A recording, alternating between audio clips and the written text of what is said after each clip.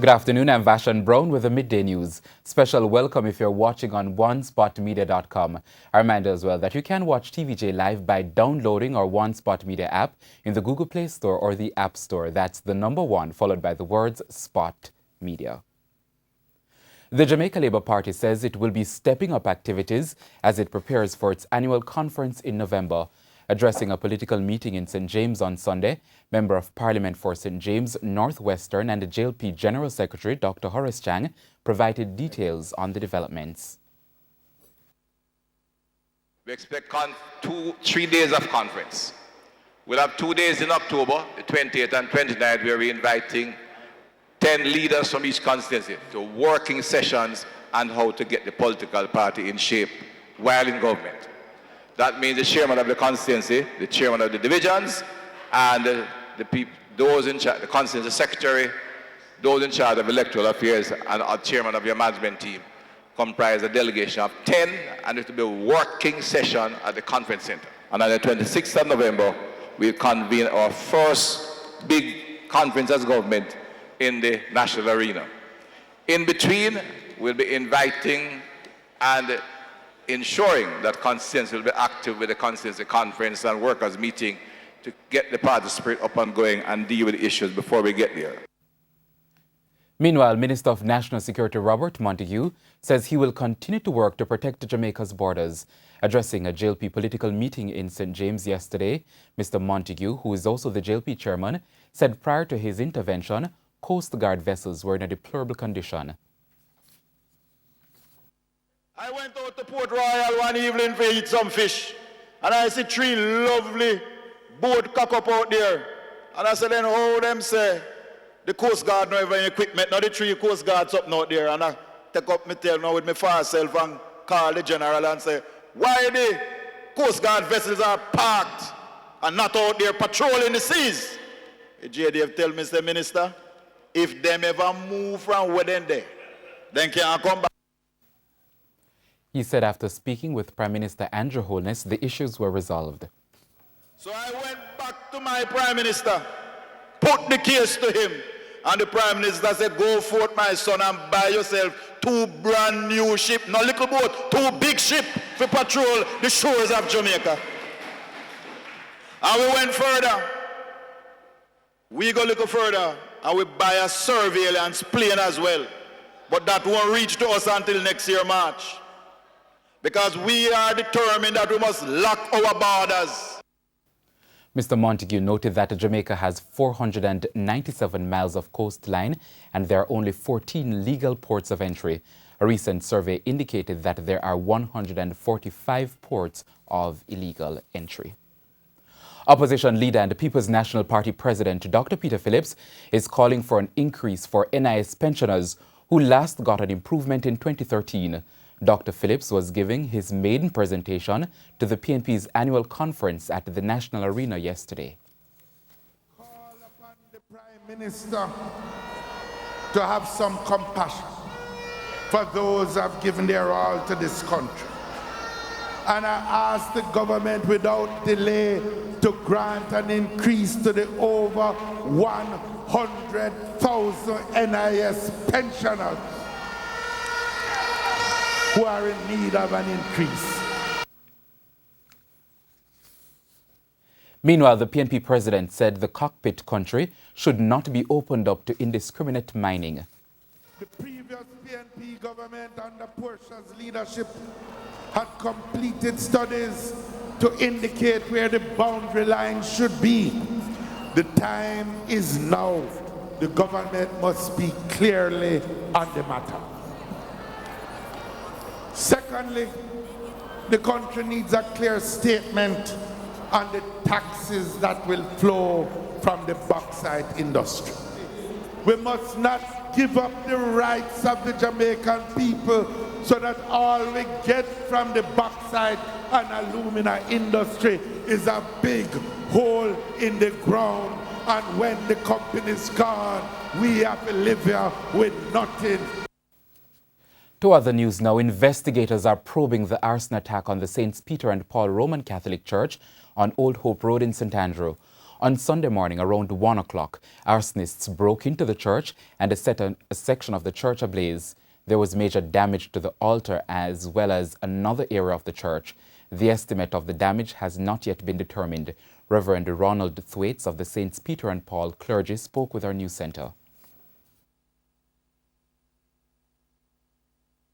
And of course, the church and all its members feel violated that the place where we worship particularly and where so much charity and service is given has been outraged. Local authorities are investigating the mysterious murder of an Orange County woman who traveled to the country last week. 67-year-old Heidi Muth, a former Mission 4th grade teacher, was found dead in Montego Bay, St. James recently. The motive for the killing has not yet been established. We have more in this report. Bizarre and tragic story. Now funeral arrangements are being made here in Santa Ana. Her family isn't talking, but I spoke with one longtime friend who says she can't believe that the mom, the teacher, was murdered. I really loved her. Work with a colleague. They're really close to you. This Mission Viejo school teacher says her friend and former fellow teacher, Heidi Muth, is the last person she ever thought would end up mysteriously murdered in a foreign country. Oh my gosh, she's the warmest person you could ever know. She adopted children. She loved her children. She loved her students. She always put them before herself. Jamaican police say someone stabbed Heidi Muth to death in an upscale neighborhood in the town of Montego Bay. Bagnall says the 67-year-old Santa Ana mom taught 4th grade at the Orange School District for years. She says she recently recovered from cancer shortly after her husband died of cancer. Tonight we went to the home Muth shared with one of her adopted sons. Her family didn't want to talk to us, but her brother told me off camera she took a trip to Jamaica last week. Alone. No one knew about it. He says she planned on meeting someone there. She was murdered shortly after she arrived at the airport. It's unclear who she was meeting or why. A jogger discovered her body along a dirt track Sunday with multiple stab wounds on her back. We care about each other's families. And so, of course, my heart's going out to her family right now. There's a warning this afternoon from the St. Mary Parish Council about the quality of the roadwork that is slated to get underway in the parish. The warning has come from the Minister of Local Government. At a Parish Council meeting late last week, a letter from the Local Government Ministry was read and the issues of work material and workmanship were raised. Please ensure that the appropriate tests are carried out of materials and workmanship during implementation. For roadworks, the thickness and compaction of base and sub-base materials of particular concern. Note that payment should not be made until we are satisfied that all works meet the stated specifications.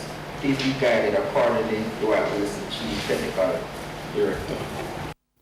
Mayor of Port Maria, Richard Creary, said the warning will be heeded. He signaled that special attention would be paid to the roadworks to ensure value for money. That we will adhere, and I hope that the ministry from time to time will perhaps send persons here to come and test some of the roads that are being done and some of the works that are being done. Now, the government recently signed a multi-million-dollar contract to carry out major improvement work on the Junction Main Road in St. Mary. The Torrington Wesleyan Holiness Church was transformed into a dental lab for 1 week. 300 persons from 13 communities in Westmoreland benefited from the dental program, which was organized by the Sandals Foundation and the Great Shape Institute.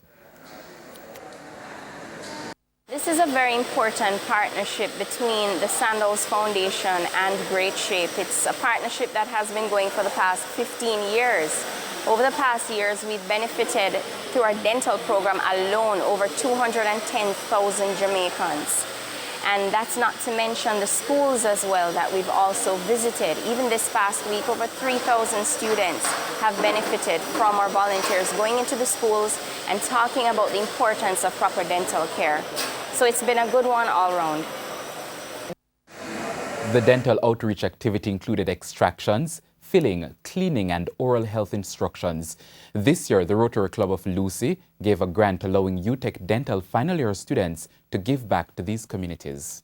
As a lot of people know, it's very expensive And right now we have a lot of persons who are in pain. They need just simple procedures to be done to take them out of that pain. That is particularly distressing. And so this outreach allows us to affect young people before it is that we have to extract teeth. Dolphin Cove has donated $1.2 million to the Maya Chung Autism and Disabilities Foundation. The handing over of the check was done at Dolphin Cove in Ocho Rios, St. Anne. The foundation is geared towards helping existing treatment facilities, schools, and families. This amount will go towards our efforts in creating an autistic academic scholarship, which will aid all autistic kids in the country to develop themselves and to continue in their school. It is with this donation that we will be able to help all those kids develop and to get the chance then to have a richer, more holistic life that all normal kids are able to get as a result of their normalcy. Founder of the Autism and Disabilities Foundation, Maya Chung, says oftentimes parents who are unfamiliar with the signs of autism misinterpret the behavior to be rude. A 7-year-old child, any child at all, take your child to the doctor if it is that you manifest signs that are puzzling to you. So if you see your child acting strangely, there are some symptoms. Afternoon. She expressed gratitude for the contribution. However, Ms. Chung is hoping other companies and individuals will jump on board to support the non-profit organization. Sports. After failing to audit the books of the JFF for some years, the board members were presented with audited financial reports for 2014, 2015 and 2016 at Saturday's Congress. They have also been approved by FIFA's Financial Committee. But the JFF is faced with a deficit of over $265 million, one which the Vice President of Finance, Gary Sinclair, says they must turn around in the shortest possible time. Ensuring that our financial administration is as pristine as we can make it so that we can avail ourselves of all of the governing body subventions that are going to be available. But from a marketing and promotional and just an overall commercial standpoint, we're going to have to improve there as well, and we're taking some steps in that direction by moving in a new direction from a marketing and promotional standpoint and taking on some of the new media and other commercial ideas that we think we're going to have to explore in order to improve our financial fortunes. Sinclair says the JFF is in no position to continue experiencing a recurrence of negative net worth or cash flow. So while we talk about the negative equity and in fact the negative working capital position, we are also in a position where a whole lot of money flows through the JFF. I'm not going to lay out now specifically how much we get from each entity. We're about to publish those audited financials. Public's going to get to see that for themselves. But suffice to say, we are more and more reliant on a FIFA Forward program, the various CONCACAF programs, which have increased the subventions available for member associations like that, if our financial administration can ensure that we get them and are kept scrutinised.